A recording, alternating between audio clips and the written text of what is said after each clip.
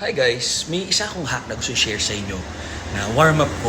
Yung pinaka, di ba ang warm-up natin bago tayo magsimula mag-workout? Sobrang gaang, same movement. Ngayon, gagawin natin yan. Pero sa first rep, hold natin ng 15 seconds para may contraction, naka-flex siya. Tignan nyo. Kunwari, side raises. Side raises. Kuha ko 8 pounds. Okay? 8 pounds. Kunwari, warm-up nyo to. Itong 8 pounds. Kaganyan, hold nyo for 15 seconds.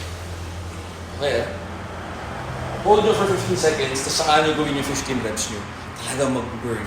Sa squats, nag-wall sit ako 15 minutes. Bago ako mag-rope crunches, nagpa-plank ako ng 3 minutes. So bago ako mag-chest, naka-squeeze yung ganyan. Ng ilang minutes, tapos nasa stretch position. Tapos sa lat pull down, ganun din. Sa lats.